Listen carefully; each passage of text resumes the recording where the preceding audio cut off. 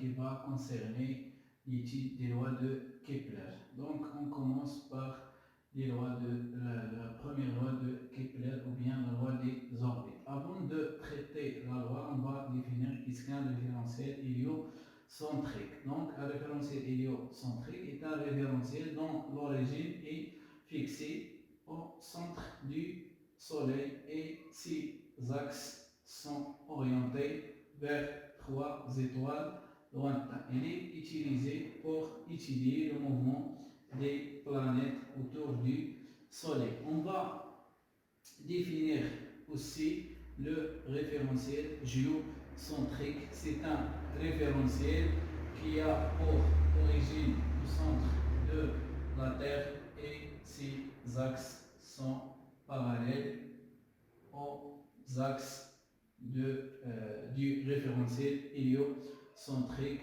qui s'appelle aussi le référentiel de Copernic. Ce référentiel est utilisé pour étudier le mouvement des satellites autour de la Terre, donc qui s'appelle le référentiel géocentrique. Donc la première loi de Kepler ou bien la loi des orbites dit que le mouvement des planètes ou bien les planètes décrit un ellipse autour du Soleil dont le Soleil est l'un des foyers de cette ellipse. La deuxième loi de Kepler ou bien la loi des airs qui dit que le segment SP balaye des surfaces égales pendant des durées égales.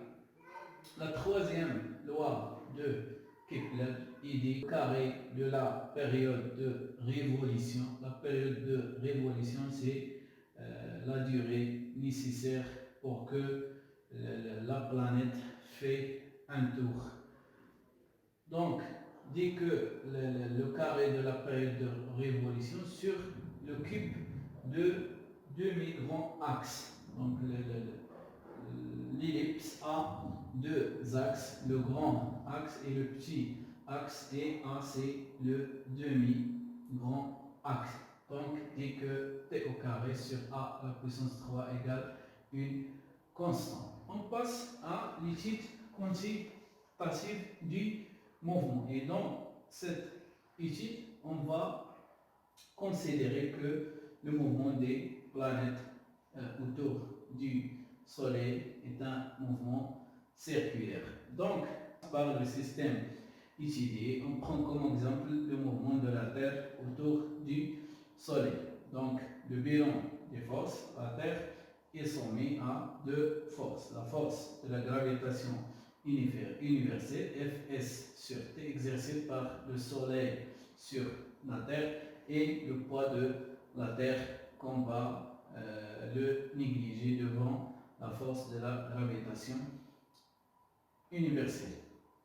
On rappelle les coordonnées de l'accélération dans la base de Fresnel. Donc A deux composantes, une composante tangentielle AT et une composante normale AN.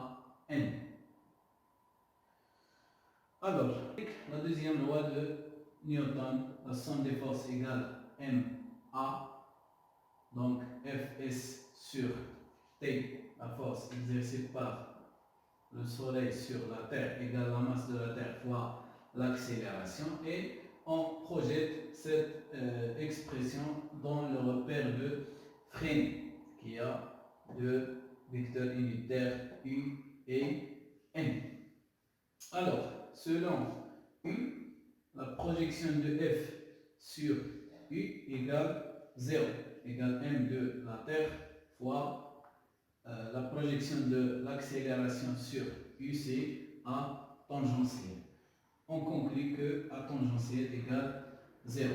Selon la normale, la projection de F, c'est F égale m tangentiel fois A normale. Donc, de la première expression, on conclut que d de V sur d de t, puisque A tangentiel c'est la dérivée de la vitesse Donc attendre c'est égal 0, c'est-à-dire dès le V sur dès le T égale 0, alors la vitesse égale une constante. De la deuxième expression, on remplace la force de la gravitation par son expression G fois le produit des masses sur la distance entre le centre du Soleil et le centre de la Terre quand la note R, c'est-à-dire le rayon de la trajectoire égale mt fois A normal qui est égal V au carré sur R. Donc, de la première expression, on conclut que puisque V est constante, donc le mouvement est uniforme. De la deuxième expression, on peut soit calculer R ou bien la vitesse. Donc, R égale, si on simplifie par 1 R, on trouve R égale, et la masse de la Terre, on trouve R égale G fois ms sur la vitesse au carré. Puisque G constante, la masse constante, la vitesse est déjà démontrée constante, donc le rayon est constant. Alors, le mouvement est circulaire.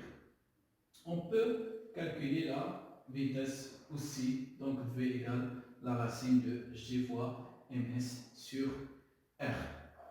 On passe à la période T. Donc la période, on a dit précédemment que la durée nécessaire pour que la planète fait un tour.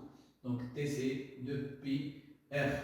C'est 2 pi R sur la vitesse V. On remplace V par son expression, la racine de Gms sur R. Donc on trouve 2 pi la racine de, voilà, cette R, on peut l'écrire sous la forme de la racine de R au carré. Donc on trouve T c'est 2 pi la racine de R3 sur G M S. C'est en élevant au carré la période, donc on trouve T au carré égale 4P au carré sur R à la puissance 3 sur G ms. Donc si on fait le rapport de T au carré sur R à la puissance 3, on trouve T au carré sur R3 égale 4P au carré sur G ms. Donc on trouve la troisième loi de Kepler qui dit que T au carré sur le demi-grand axe